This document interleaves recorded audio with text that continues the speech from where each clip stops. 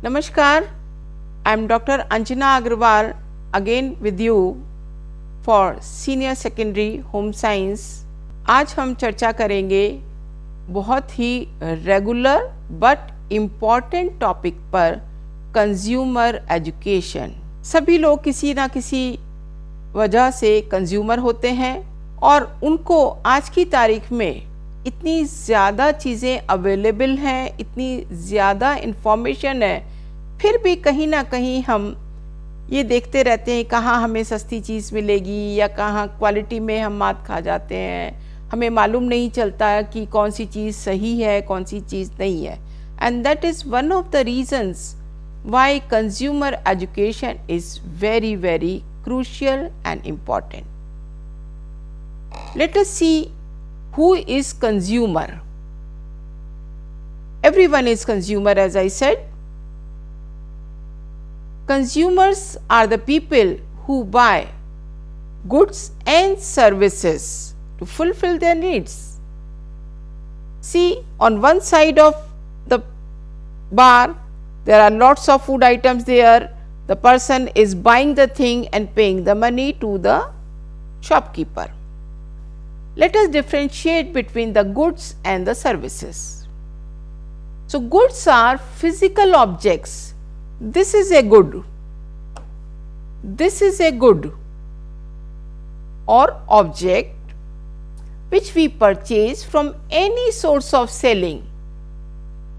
That can be shop, that can be your cooperative, that can be online also, or that can be from any other person in the market. On payment, mode of payment can be any and for our use. It can be bread, clothes, books and your mobile, etc. Lots of things. When we talk about the services, services are the activities done by a person or a group of people usually to help others, and that service can be free or paid. Teaching is a service and book is a object. Cleaning is a service but detergent is a object. Car is a good but car washing is a service. Hope you have understood the difference in two.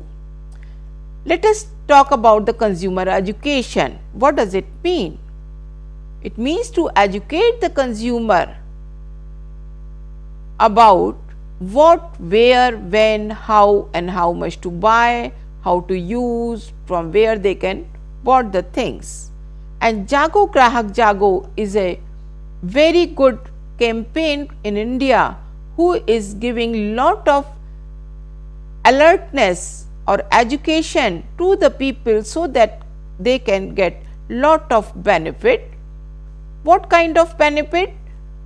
To protect the rights of the consumers with regard to purchase of the product or the services. To know the more and more information about the product or the services, to help the consumers that they can get worth the money they are spending for the product, to protect them from any malicious practices. This means that can be your adulteration or that can be kind of cheating or something like this, and to support them to make wise decision and to get the better product at minimum price.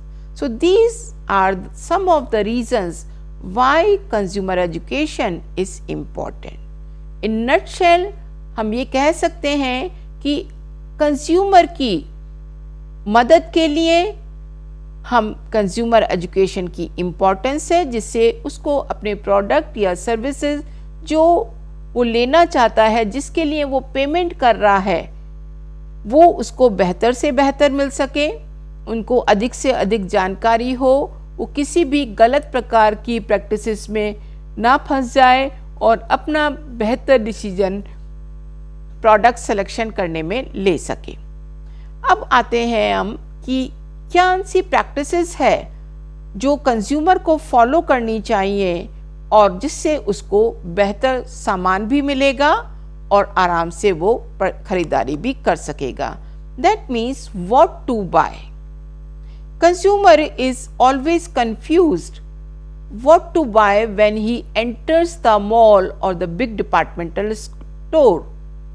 When he sees or she sees variety of brands, variety of things, and he needs only one item. So, consumer has to take care here only whatever is needed, only purchase that object or buy that kind of services only. Next is how much to buy. That also consumer must decide ahead before going to the market. For example, if he needs only 1 kg of pulse, then he must buy only 1 kg of pulse from the market rather than more or less. And he or she must also see whether that much amount to buy the product, does he or she has the space to keep that, or whether that much is really necessary for them. Then we are talking about when to buy. This is very crucial question. Of course, if I need something, some vegetable right now, I'll go to the market and purchase it. But when I am buying in a bulk, I must be quite aware of the market situation. When the season is there, when the products are in large quantity at cheaper price, if they are a non-perishable item, I can buy lot of things and do something with that. For example, if in last of the season potatoes are very cheap, tomatoes are very cheap, I'll buy in bulk and store it and make some product. And if seasonal sales are available, you can buy and select the things and keep it with you so that you can use it at lesser cost in the next season. Next is where to buy. This is again a very important thing to learn, where to buy. If you go again and again to the mall and then you find the things are very costly, the same thing is available at the lower price at other shops. So, we have to really do the market survey to find out good quality of product at the lower price. How to buy? This is again a crucial thing, because how to buy, of course, anyone can buy anything and you give the money and take the thing. But now there are lot of mode of payments. We must be aware of that and we must be careful to pay, particularly the online payment when we are doing it, and किस तरीके से हम उसको खरीद सकते हैं वो भी हमें आज की तारीख में सीखना होगा. How to use? Of course, जब आप कोई भी प्रोडक्ट खरीद रहे हैं तो उसमें आप बाकायदा देख लें कि उसमें को यूज़ कैसे किया जाता है. ये एग्जाम्पल इसलिए अधिक इम्पॉर्टेंट है, कई बारी चीज़ें सस्ती हैं, नई हैं, अट्रैक्टिव हैं और आप वो करना चाहते हैं कि चलो हम ट्राई करते हैं, मगर और आपको नहीं आती हैं या आप उस चीज़ को जानकारी हासिल करना चाहते हैं तो उसमें देखिए या वहाँ के शॉपकीपर से पूछिए इसको इस्तेमाल कैसे करना है. उसमें कई बारी डायरेक्शंस लिखे होते हैं, उनको आपको देखना होगा. जब ही आप अपना पैसा उसमें डालिए, जब आप ये देख लें, क्योंकि बहुत बारी ऐसा देखा गया है हमारे एक्सपीरियंस के द्वारा कि चीज़ें लोग ले लेते हैं, इवन बड़े बड़े गैजेट्स ले लेते हैं क्योंकि आपके किसी कुलीग के घर है या किसी दूसरे के घर है, वो देखकर आप ले लेते हैं मगर आपको यूज़ करना नहीं आता है. तो इस पर मैं पर्टिकुलरली काफ़ी बार लोगों को कहना चाहती हूँ, जो चीज़ आवश्यकता है उतनी ही लें, कैसे लें वो जाने, कहाँ से लें ये जाने और ये भी जाने उसका इस्तेमाल आपके यहाँ है कि नहीं है. अब बहुत सारी प्रॉब्लम्स हैं जो कंज्यूमर फेस करते हैं. देखते हैं क्या क्या प्रॉब्लम है. एक तो प्राइस वेरिएशन, हम ये भी देखेंगे कि प्राइस वेरिएशन क्यों होता है।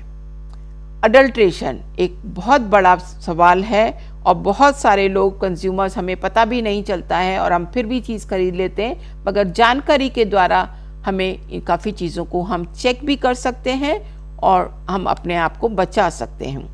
Non availability of the product in the market, ये भी आउट ऑफ स्टॉक और इसके क्या रीजंस होते हैं। होर्डिंग हो जाती है जिसको हम जमाखोरी भी बोलते हैं, और ब्लैक मार्केटिंग की वजह से भी ऐसा हो सकता है। तो ये हमें जानना होगा कि क्या कारण है कि जिसकी वजह से प्रोडक्ट नहीं है या उतना प्रोड्यूस ही नहीं हो रहा है। और प्रॉब्लम है हमारी डिफेक्टिव वेट्स एंड मेजर्स। ये बहुत बड़ा इश्यूज है कि हमारा मेजरमेंट तो हम 1 किलो लेके आए हैं, मगर फाइनली जो हमें प्रोडक्ट मिला है वो हमारा सिर्फ 850 ग्राम्स ही था। तो क्यों था? हम मेजर करके तो लाए थे कि हमें टेलर ने बताया इसको ड्रेस को बनाने में 2.5 मीटर कपड़ा लगेगा, मगर दोबारा खरीद के जब टेलर के पास पहुंचे तो पता लगा वो तो 1.25 मीटर ही रह गया है। तो इन चीज़ों पे हमें थोड़ा सा अलर्ट रहना पड़ेगा कि वो मेजरमेंट गलत ना हो। पुअर कंज्यूमर गाइडेंस, ये एक दूसरी समस्या। मैं आए दिन मार्केट जाती हूँ तब ये महसूस करती हूँ कि कंज्यूमर में जो सेल्समैन है उसको सेल करने की जानकारी तो है कि किस तरीके से वो अपने ग्राहक को अपनी ओर खींच सकता है, उसको मजबूर कर सकता है कि वो प्रोडक्ट खरीदे, मगर उसकी पूरी जानकारी उस सेल्समैन को नहीं होती है। वो उसके बारे में इन एंड आउट नहीं बता पाता है except whatever is written on the label. फिर आता है डिसेप्टिव ट्रेड प्रैक्टिसेस। जैसे मैंने कई बारी कहा, डिसेप्टिव ट्रेड प्रैक्टिसेस में बहुत सारी प्रैक्टिसेस आती हैं। चलिए देखते हैं क्या क्या आएंगी अभी। और लैक ऑफ स्टैंडर्डाइज प्रोडक्ट, यानी कि जो स्टैंडर्डाइज मार्क्स होते हैं वो नहीं है।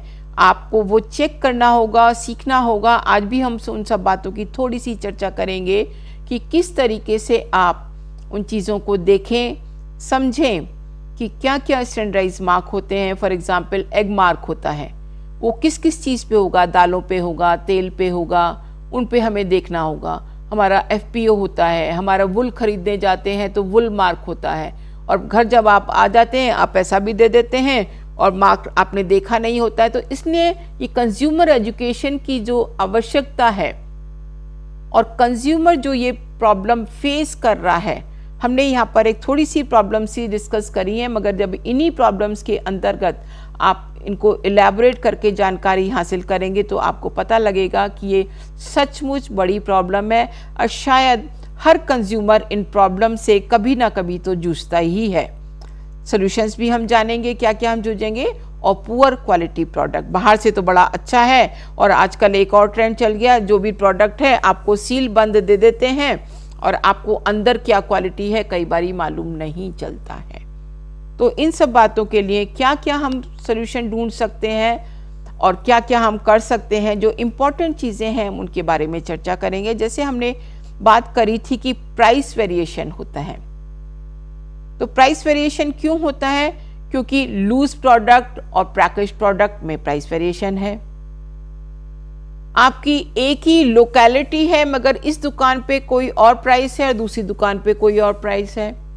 आप दूसरे लोकेलिटी में जाते हैं या दूसरे शहर में जाते हैं तो भी आपको प्राइस वेरिएशन दिखता है।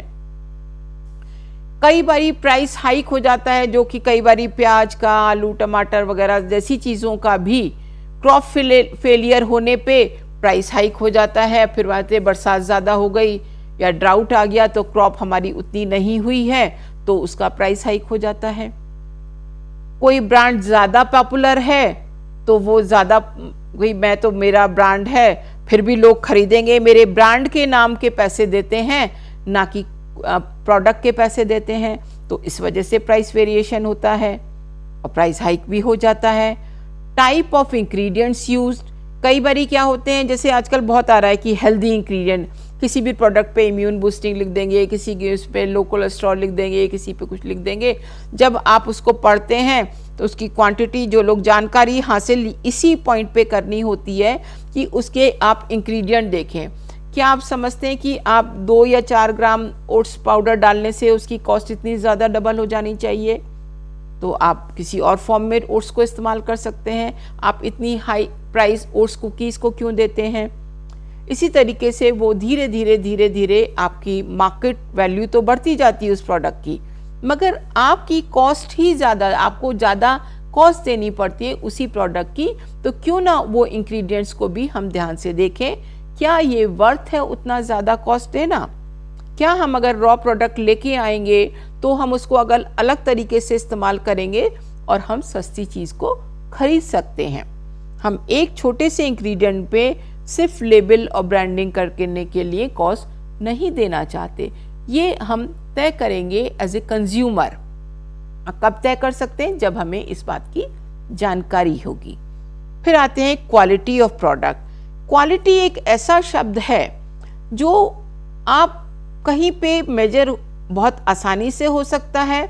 जैसे हमने अभी चर्चा करी कि जो क्वालिटी है, स्टैंडर्डाइज्ड मार्क्स जो होते हैं वो एक क्वालिटी का डिटर्मिनेंट है, क्वालिटी मार्कर है। ISI मार्क हो गया, आपका वुल मार्क हो गया, ये सब चीज़ें। फिर मार्जिन ऑन द प्रोडक्ट। अब ये बड़ा क्रूशियल सा वर्ड आ गया, मार्जिन। अब ये मार्जिन सेलर्स का मार्जिन है या प्रोड्यूसर का मार्जिन है, ये मार्जिन कोई कम ले रहा है, कोई ज़्यादा ले रहा है। भाई वही चीज़ आपका दवाई लेने जाते हैं फॉर एग्जांपल, पता लगता है एक शॉप पे सेम दवाई आपको 10% डिस्काउंट पे मिल जाती है और दूसरी शॉप पे नहीं मिलती है। तो यानी कि उस शॉपकीपर जो आपको 10% डिस्काउंट दे रहा है उसका मार्जिन जो है ज़्यादा है और उसको मिल रहा है वो मार्जिन, जिससे कि वो अपने कस्टमर को ज़्यादा कस्टमर बनाने के लिए 10% का डिस्काउंट दे रहा है। वो कम या ज़्यादा परसेंट भी हो सकता है, नहीं भी हो सकता है, मगर दूसरे को इतना मार्जिन नहीं मिल रहा है अपने मैन्युफैक्चरर से या जहाँ से वो डिस्ट्रीब्यूटर सामान लेके आता है, उससे मार्जिन नहीं मिल रहा है, तो वो आपको पैसा वो देना पड़ता है। तो ये मार्जिन जो हम बात कर रहे हैं वो जो आपका शॉपकीपर है उसका डिस्ट्रीब्यूटर उसको कितना मार्जिन देता है। तो ये एक चेन होती है, सप्लाई चेन, कहाँ पर क्या क्या है वो पेमेंट भी हमको कई बारी करना होता है। अब आता है इम्पॉर्टेंट चीज़ जो हम मार्जिन से भी जुड़ा हुआ है, जो अभी हम चर्चा कर रहे हैं, MRP। मुझे लगता है आज की तारीख में MRP शब्द से सब वाकिफ हो चुके हैं और जिसका फुल फॉर्म है मैक्सिमम रिटेल प्राइस, यानी कि मैन्युफैक्चरर की तरफ से हाईएस्ट प्राइस किसी भी प्रोडक्ट का जो कहलाता है, जो कि वो कस्टमर से चार्ज कर सकता है, वो MRP कहलाता है। और जनरली MRP लेबल के ऊपर प्रिंटेड होता है। अब ये सेलर के कमीशन पे डिपेंड करता है कि वो उसको कितना मार्जिन पे दे रहा है। वो पूरा भी दे सकता है और कम भी दे सकता है। अब सेकेंड इम्पॉर्टेंट बात जो हम कर रहे थे अभी, अडल्ट्रेशन। चलिए मैं बता देती हूँ अडल्ट्रेशन होता क्या है। कोई भी आपका प्रयोग का प्रोडक्ट, चाहे वो खाना हो, चाहे कपड़ा हो या कोई और आइटम भी हो, कोई भी उसके अंदर undesirable, harmful colours, stale, poor quality ingredients जब मेन इंग्रेडिएंट में मिला दिया जाता है, जिससे कि मेन इंग्रेडिएंट का अमाउंट और बल्क बहुत बढ़ जाता है, तो और उससे वो उसको एंड ऑफ द डे जो सेलर है उसको ज़्यादा प्रॉफिट हो जाता है। फॉर एग्जाम्पल दूध सेलर ने को 1 किलो बेचना है प्योर दूध, मगर वो उसके अंदर 200 ml पानी मिला देता है अप्रॉक्सीमेटली। अब वो पानी कैसा है कैसा नहीं है, उसको जो मिलता है वो रास्ते में चलते हुए नल से भर लेता है, कहीं नदी से भर लेता है, जैसा भी वो करता है, मगर वो पानी की भी वो कीमत ले लेता है। अगर वो 5 लीटर दूध सेल कर रहा है, 200 ml उसने सब में मिलाया, तो यानी कि उसको 1 लीटर का पैसा एक्स्ट्रा मिल गया। और यहीं पे मसाले हो गए, दालें हो गई, पाउडर फॉर्म में ये बड़ी प्रॉब्लम है, आपको पता ही नहीं चलता इसके अंदर एक्चुअल इंग्रेडिएंट क्या है। इसीलिए आजकल आप देखेंगे या मेडिकेशन में आपको जो दवाई भी, आप ये पाउडर बनाइए, ये पाउडर मिलाइए, मगर आप रॉ मटेरियल खरीदिए तब आप मिलाइए। एक और तरीका होता है अडल्ट्रेशन का, वो भी अडल्ट्रेशन, उसमें मिलाया नहीं जाता मगर चीज़ें उसमें से निकाल ली जाती हैं। जैसे बादाम में से तेल निकाल लिया, बादाम तो फिर भी बिक रहा है मगर तेल अलग से बिक रहा है, तो वो भी अडल्ट्रेशन ही कहलाएगा। And this is very harmful, unhealthy and impure, unwholesome बना देते हैं हम इस प्रोडक्ट को, that is adulterated product. So we have to be very very careful as consumer. फिर अभी हम थोड़ी देर में लौट के चर्चा करते हैं कि आगे कंज्यूमर क्या क्या करना चाहिए। वापस आते हैं, नमस्कार सभी सुनने वालों को फिर से। और आज हम चर्चा कर रहे हैं कंज्यूमर एजुकेशन के ऊपर। और अभी तक आपने जाना कंज्यूमर कौन होता है, गुड्स क्या होते हैं, सर्विसेज क्या होती है, कहाँ से कैसे बाय करना चाहिए, और क्या वाइज प्रैक्टिसेस हैं, और क्या क्या प्रॉब्लम्स कंज्यूमर्स फेस करते हैं और क्यों करते हैं, और क्या सॉल्यूशंस हैं, इनके बारे में अब हम चर्चा करेंगे। तो अभी तक हमने चर्चा करी कि प्राइस वेरिएशन क्यों होता है, अडल्ट्रेशन क्या चीज़ है। अब हम एक जो होल्डिंग या ब्लैक मार्केटिंग जो बहुत बड़ा इशू है और कई बारी ये होता ही रहता है, और क्यों होता है, क्योंकि या तो सप्लाई मार्केट में नहीं है, या ट्रांसपोर्टर्स की स्ट्राइक हो गई है, इवन नेचुरल कैलेमिटी जो फ्लड्स वगैरह आ गए हैं, या ड्राउट हो गया है, इस तरीके से। और कई बार जो सबसे बड़ा अनइथिकल इशू है वो ये है कि कोई भी जो सेल्समैन है या शॉपकीपर है, इंडस्ट्री है, वो प्रोडक्ट्स को मार्केट से गायब कर देती है। Basically that is black marketing और होर्डिंग। और उसको जब क्राइसिस हो जाती है, सेम प्रोडक्ट को वो ज़्यादा पैसे में या ज़्यादा कीमत में बेचती है, जिससे कि उसको तो ज़्यादा मुनाफा होता है मगर कंज्यूमर को मुश्किलें होती हैं। तो कंज्यूमर अगर थोड़ा अलर्ट रहेगा तो हमें थोड़ा सा बेहतर सामान समय से मिल सकेगा। एक दो प्रॉब्लम मैं आपको बात कर रही थी डिफेक्टिव वेट्स एंड मेजर्स की। यानी कि कई बारी आपने देखा होगा जो वेट्स एंड मेजर्स हैं, खासतौर से गांव में या मंडी में, कोई वो वेट्स एंड मेजर्स प्रॉपर नहीं होते हैं, और या वो उनके नीचे कोई व्यक्ति जो है नीचे मैग्नेट लगा देता है या दो चीज़ों को बढ़ा देता है और कहता है ये जो है बराबर इसका है, वो बराबर हमें पता ही नहीं चलता है। कोई ब्रिक का इस्तेमाल कर लेता है, कोई स्टोन का इस्तेमाल कर लेता है। फॉल्टी वेइंग मशीन होती हैं जिससे कि कई बारी जो सीधा हमारा होता है वो थोड़ा सा टेढ़ा होता है, या सेंटर थोड़ा सा भी बढ़ा दिया, या दोनों जो पाए हैं उसको पड़ले हैं उसको हमने दोनों वेट में फ़र्क कर दिया, साइज़ में फ़र्क इतना माइनर कर देते हैं कि आपको तो पता भी नहीं चलता है, मगर धीरे धीरे पूरे दिन पूरे महीने में छोटे छोटे इकट्ठा करके, जैसे मैंने अभी आपको दूध का एग्जाम्पल दिया, उससे उसको काफ़ी मुनाफा हो जाता है। मीटर जो नापने वाला मीटर है, ज़ीरो से लेके आगे तक की रीडिंग है वो मेजर सही से नहीं करती है। जब आप पेट्रोल पंप पे जाते हैं तो वो ज़ीरो आप देखते नहीं है, वो आप बढ़ जाता है आपका आगे, और आपको कम की पेट्रोल मिलता है और ज़्यादा पैसा देना पड़ता है। ऐसे ही टैक्सी वाला होता है, ऑटो रिक्शा वाला है होता है, वो बेसिक ज़ीरो एक्चुअल में कुछ और होता है, कस्टमर को कुछ और दिखाई होता है।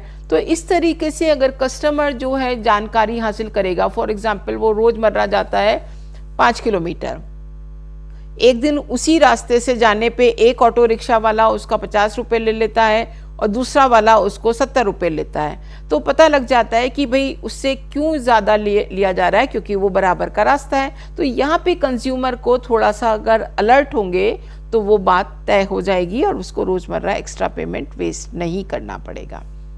अब आती है डिसेप्टिव ट्रेड प्रैक्टिसेस। ये डिसेप्टिव वर्ड जो है यानी कि धोखा वाली जो चीज़ें होती हैं, यानी कि ऊपर से कुछ और नज़र आ रहा है और अंदर से कुछ और। सिंपल एग्जाम्पल, आपने इतना बड़ा तो पैकेट ले लिया और उसमें सामान इतना सा, यानी कि पैकेजिंग ऑफ प्रोडक्ट्स जो होता है वो आपको ऐसे दिखाया जाता है कि मगर ये लार्ज पैकेट है मगर क्वांटिटी हमारी बहुत कम है। पुअर क्वालिटी गुड्स होते हैं, वो स्टाइलिश रैपर्स में इवन ऐसा भी देखा गया है कि जो चीज़ें ख़राब हो चुकी हैं वो भी पैक हो गई, या जो एक्सपायरी डेट हो गई वो भी बाहर से बड़े फूल लगाकर, रंगीन कागज़ लगाकर वो, और आप बाद में वो कह देता है नहीं जी ये तो पैक्ड ही मिलेगा, या इतने का पैकेट है। ऐसा भी देखा गया, वो 5 का पैकेट होता है बाहर से और अंदर से पता लगता है उसके अंदर तो 4 ही हैं। फिर deceptive use of brand names, labels, packaging इस तरीके से रहता है। तो वो सारी चीजें जो आती हैं वो कैसे आएंगी मालूम नहीं। अब मालूम क्यों नहीं? क्योंकि वो सिमिलर चीजें होती हैं। सिमिलर देख के आपको पता ही नहीं चलता है कि इसने लेबल में फॉर एग्जाम्पल बोरोलिन, आजकल जाड़े बहुत हैं तो ज्यादातर लोग बोरोलिन का है, मगर सिमिलर बोरोलिन की वही कलर होगा मगर थोड़ा सा डिफरेंट होगा। जो स्टाइल होता है वो वैसा ही लिख देते हैं मगर थोड़ा सा डिफरेंट होगा, और इन जनरल जब खरीदते हैं तो पता भी नहीं चलता है उसका कि कहाँ हमारी डिफरेंट है। पैकेजिंग एक स्टैंडर्ड, इसीलिए वो प्रॉपर्टी राइट्स होते हैं या कुछ राइट्स होते हैं जिससे ये तय होता है कि भाई ये वाला जो लेबल का स्टाइल है, डिज़ाइन है, वो हमारा कॉपीराइट में आ जाता है। उसी को ब्रांड होगा तो सिमिलर ब्रांड रखेंगे जिससे आपको पता भी नहीं लगेगा कि इसमें एस लगा था या नहीं लगा था, इसमें ई लगा था या ए लगा था। तो इस तरीके से जो डिसेप्टिव चीज़ें आपके सामने रखी जाती हैं।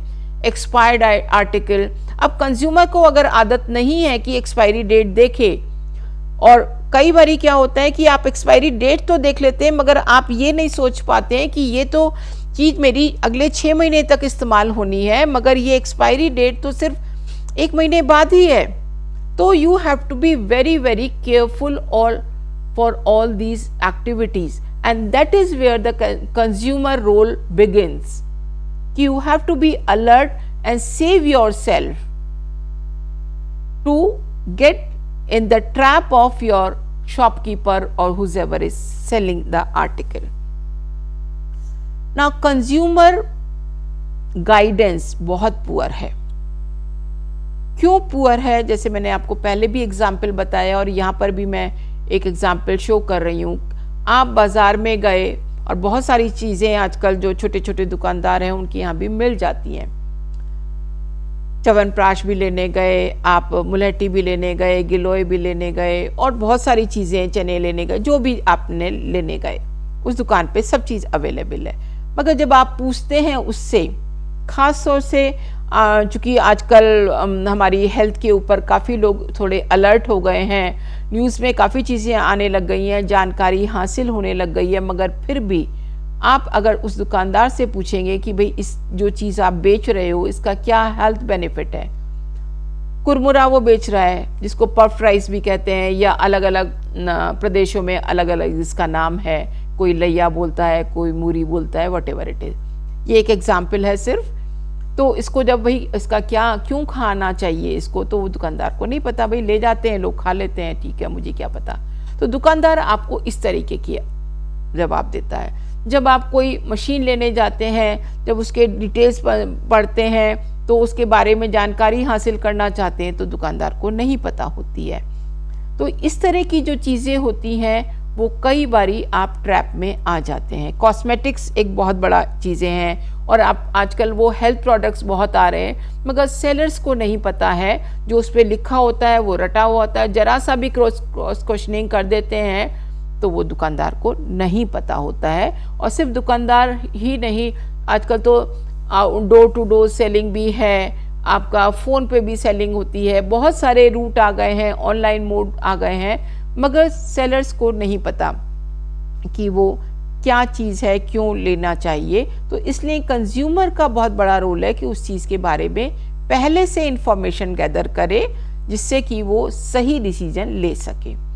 क्योंकि आप ज़्यादातर ये मत सोचिए कि शॉपकीपर आपको सारी जानकारी दे देगा, क्योंकि शॉपकीपर बहुत सारी जानकारी या तो होती नहीं है या वो देना नहीं चाहते हैं। तो ये सारी चीज़ें आपको कंज्यूमर गाइडेंस बहुत पुअर है। स्टैंडर्डाइज प्रोडक्ट, बहुत इतने सारे product of the same design, same shape, same size के मार्केट में अवेलेबल हैं जो आपकी ज़रूरतों को तो जो पूरा करते हैं उसमें कोई दो राय नहीं है, मगर वो कितने स्टैंडर्ड है कितने नहीं हैं ये आपको पता नहीं चल पाता है जब तक कि आपको उस प्रोडक्ट की जानकारी ना हो। तो ये सारी चीज़ें आजकल सर्विसेज के लिए भी हमें बड़ा ध्यान रखना होता है। बहुत सारी कंपनीज खुली हुई है, आपको सर्विस प्रोवाइडर्स होते हैं तरह तरह की एक्टिविटीज़ के लिए। इवन आपकी हाउसकीपिंग के लिए सर्विस अवेलेबल है, आपकी फ़ोन के लिए सर्विस अवेलेबल है, आपकी क्लीनिंग के लिए सर्विस है, कार के लिए सर्विस अवेलेबल है। Lots of services are available, but you do not know which service is reliable और विच इज़ नॉट। सर्विस आ जाता है, आपने नाम देखा, ब्रांड देखा, उसको सर्विस के लिए आपको उतना पेमेंट आपने कर दिया, मगर जो करने वाला रियल पर्सन आता है उसको कोई जानकारी ज़्यादा नहीं होती है, उसकी क्वालिटी उतनी नहीं होती है। आपने तो स्टैंडर्डाइज ब्रांड देके उसको सर्विस दी थी, आपने वो प्रोडक्ट जो खरीदा था, चूँकि आप भूल गए थे कि आपका जो स्टैंडर्डाइज मार्क है उस पर, जैसे मैंने यहाँ पे कई सारे मार्क की आपको सैंपल्स दिखाए हुए हैं। वुल मार्क है, बीच में ISI मार्क है, इधर एग मार्क है जो आप ले रहे हैं। तो हमको वो चेक करने की आदत डालनी होगी, तभी हम अपना प्रोडक्ट अच्छी क्वालिटी का ले पाएंगे। अभी हमने इतनी सारी प्रॉब्लम्स की बातें करी हैं, तो हमें सॉल्यूशंस तो चाहिए ना। तो चलिए देखते हैं क्या क्या सॉल्यूशंस हमें मिलेंगे।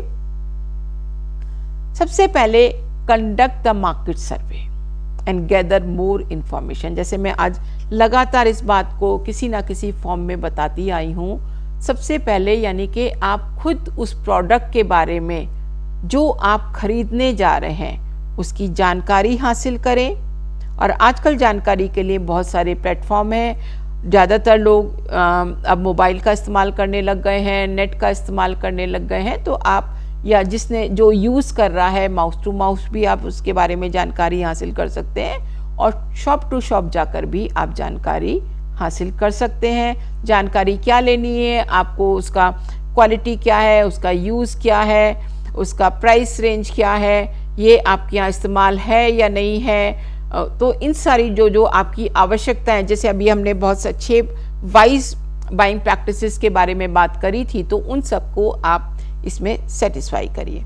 फिर है, आप ऑथराइज्ड या रिलायबल सोर्स से ही अपने प्रोडक्ट को खरीदें, और वो भी आपको मार्केट सर्वे के दौरान आपको मालूम चल जाता है कि आपके लिए कौन सा ज़्यादा प्रोडक्ट है, सर्विस दे रहा है या नहीं दे रहा है, प्राइस हाई तो नहीं है। ऐसा आप जब मार्केट सर्वे करने निकलेंगे, ख़ास तौर से जब लोग गैजेट्स खरीदते हैं, चाहे वो मिक्सी हो, चाहे टीवी हो, चाहे कंप्यूटर हो, इवन स्कूल जब सेलेक्ट करते हैं अपने बच्चों के लिए, वो कई सारी सर्वे करते हैं, तब आपको आगे फाइनल करते हैं। फिर जब आप चीज़ें खरीद रहे हैं तो बिल लें, रिसीट लें, गारंटी कार्ड लें,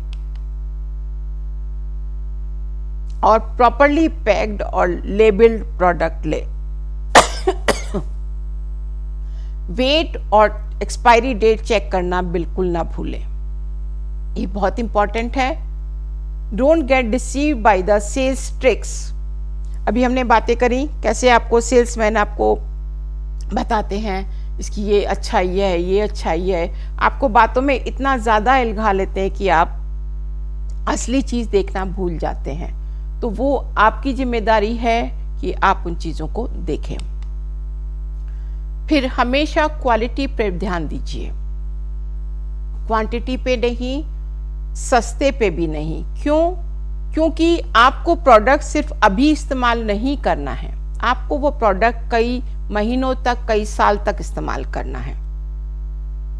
तो ऐसा नहीं है कि आपने आज तो ये सस्ता मिल रहा है, चलो यहाँ से ले लेते हैं, काम करा था, वही प्रोडक्ट आपको कई साल भी इस्तेमाल करना हो सकता है। आप रोज रोज टीवी नहीं लेंगे, रोज रोज मिक्सी नहीं लेंगे। तो आप देखिए, और उसमें ये भी देखिए कि वारंटी कार्ड है कि नहीं है। आप ये भी देखिए कि उसको सेल सर्विस आपको मिल सकती है या नहीं सकती, क्योंकि ऐसा काफ़ी बार हमारा एक्सपीरियंस रहा है कि कुछ सेल्समैन आपको सस्ता भी दे देते हैं, मार्क वाला भी दे देते हैं, मगर वो कह देते हैं कि हमारे यहाँ सेल सर्विस अलाउड नहीं है या हम प्रोवाइड नहीं कर सकते।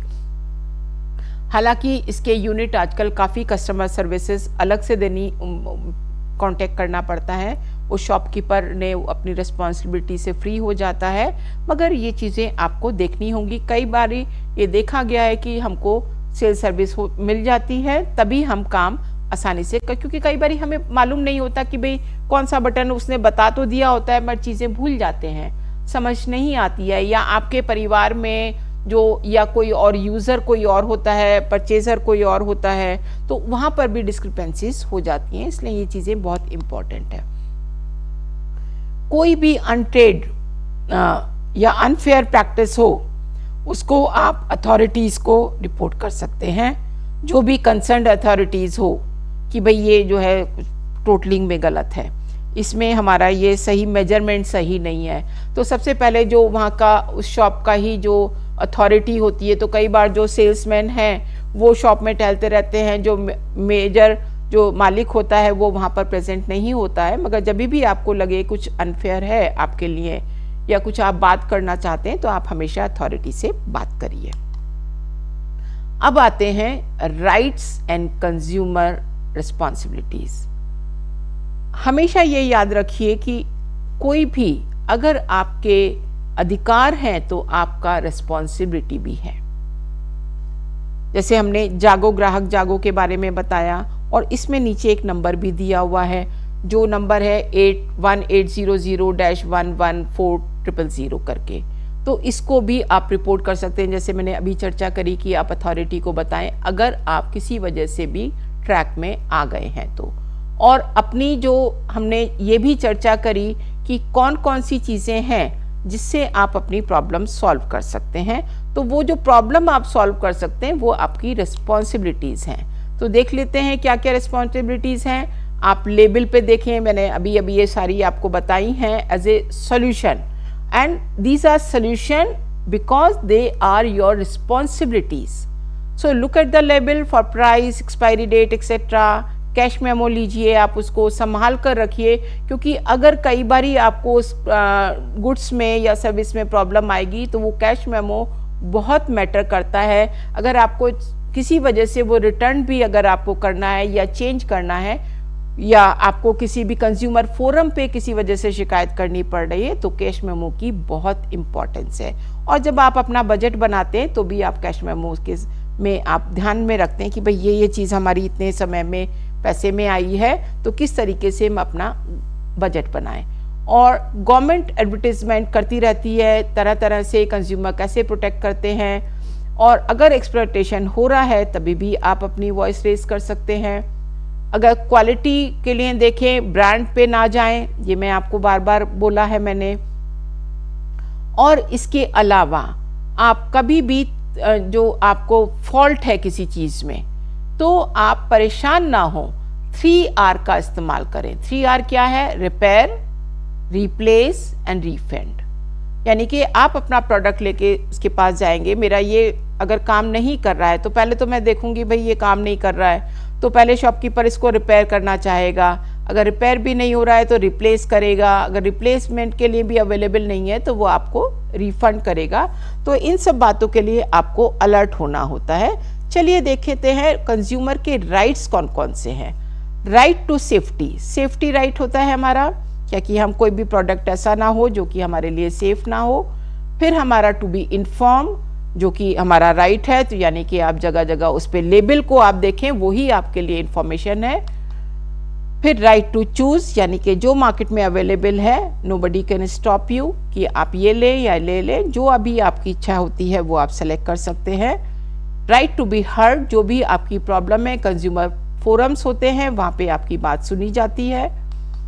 फिर राइट टू रिड्रेसल, यानी कि कोई कंप्लेन है उसको कैसे ठीक किया जाता है वो है, और आपका कंज्यूमर एजुकेशन का राइट है, वो आपको फॉलो करना ही होता है, जो आप जगह जगह से कर सकते हैं। ये हमारा रिड्रेसल का एक मेथड होता है, यानी कि आप पहले देखेंगे फिर आगे बताएंगे क्या करना है, और इसके लिए अलग अलग फोरम है और 3 टियर सिस्टम है, जहाँ पे आपको 1 करोड़ से ज़्यादा का कंपनसेशन है, और स्टेट लेवल पे कंपनसेशन है, डिस्ट्रिक्ट लेवल पे कंपनसेशन है, और डिफरेंट अमाउंट। ये इंडस्ट्रीज में ज़्यादा ज़रूरत पड़ जाती है कई बारी, तो अब मगर आपके लिए प्रोविज़न है under the consumer protection act, और जो अभी 2019 में रिवाइज भी हुआ है, उसके हिसाब से भी आपको बता दिया जाता है कि इसमें क्या क्या करने पर रेंज लगभग सेम ही है। अब हम आते हैं कुछ कंज्यूमर लॉज के बारे में जानकारी के लिए। FPO, Agmark, consumer protection act. तो एग मार्क का फुल फॉर्म है agricultural produce grading and marketing act, जो कि गवर्नमेंट ऑफ एग्रीकल्चर देती है। जनरली फार्म प्रोड्यूस जो चीज़ें होती हैं, यानी कि जो एडिबल हैं, एडिबल बहुत सारी होती है, मगर it is given to the agriculture farm produce like wheat flour, gram, pulses हैं, घी है, स्पाइसेस पे एग मार्क लगा होता है। जो आप ये देख रहे हैं गोल्ड वाइट में, ऊपर भारत सरकार लिखा होता है, गवर्नमेंट ऑफ इंडिया, बीच में एक स्क्वायर बना होता है, दैट इज एग मार्क। फिर दूसरा की चर्चा करेंगे ड्रग्स एंड कॉस्मेटिक्स, जो कि कंज्यूमर प्रोडक्ट तो ये भी इस्तेमाल करते ही हैं, तो इसमें हम इस्तेमाल करेंगे कि किस तरीके से हम इसको बाद में चर्चा करेंगे। फिर हम आगे देखते हैं कि बहुत सारे जो हम बात कर रहे हैं, हमारे पास ISI मार्क होता है। ISI मार्क के तहत हम काम करते हैं, जो कि हमारा जो है वो देखता है कि क्या कर रहे हैं, क्या नहीं कर रहे हैं। और BSI हमारा एक मार्क होता है, ब्यूरो ऑफ इंडियन स्टैंडर्ड्स, वो एक एक्ट है जिसके तहत हमारे सारे गैजेट्स आते हैं और हम आगे काम करते हैं। एक है FPO, फूड प्रोडक्ट ऑर्डर, उसके अंतर्गत हमारे जो पैकेज्ड फूड प्रोडक्ट्स हैं, जैसे केचप हो गया, स्क्वैश हो गया, ये सारे उसके अंतर्गत आते हैं।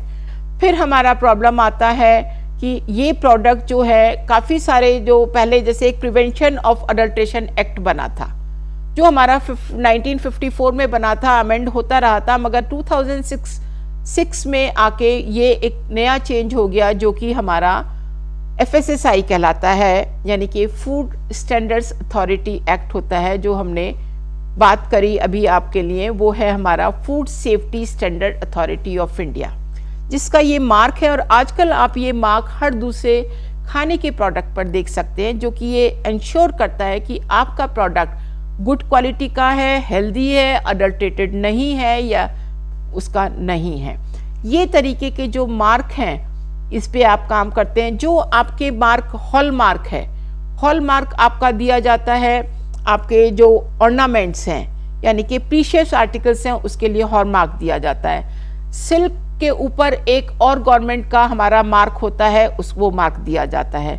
वूल के लिए अलग गवर्नमेंट। ये जितने भी मैं मार्क की बात कर रही हूँ, वो हमारा मार्क होता है जो हमारा कंज्यूमर प्रोटेक्शन एक्ट के तहत ये फाइनल कर दिए जाते हैं। गवर्नमेंट ऑफ इंडिया इसको इंश्योर करती है, and this ensures the quality in the product. और ये कंज्यूमर प्रोटेक्शन एक्ट, जैसे मैंने बताया था आपको, वो आपका 2019 में रिवाइज हुआ है, पर primarily it was design to establish the rights and responsibilities of the consumer and protect them from the exploitation in the market. Because जब आप चीज़ खरीद रहे थे तो कई बार आपको इतनी जल्दी होती है या आपकी जानकारी नहीं होती है उसमें, मगर बाद में जब प्रॉब्लम आती है तो इस एक्ट के तहत आपको कंपनसेशन मिलता है या कंज्यूमर रिड्रेसल, जो कि कंपनीज में ज़्यादा ज़रूरत होती है, उसमें यूज़ होता है। इस तरीके से आप बहुत सारी चीज़ों की जानकारी आपको हासिल हुई है और आज हम इसी चर्चा पे आज ख़त्म करते हैं। बहुत बहुत धन्यवाद, थैंक यू सो मच। उम्मीद है आज आप कंज्यूमर एजुकेट हो चुके होंगे और मार्केट की से में बेहतर चॉइस कर सकेंगे वाइज प्रैक्टिसेस के साथ, और किस तरीके से अपनी प्रॉब्लम्स को सॉल्व कर सकते हैं, क्या अपने राइट्स को प्रयोग कर सकते हैं, इन सब के बारे में आज जो हमने चर्चा करी NIS स्टूडियो से, और सभी सुनने वालों को और हमारे विद्यार्थियों को इसकी लाभ होगा। बहुत बहुत धन्यवाद।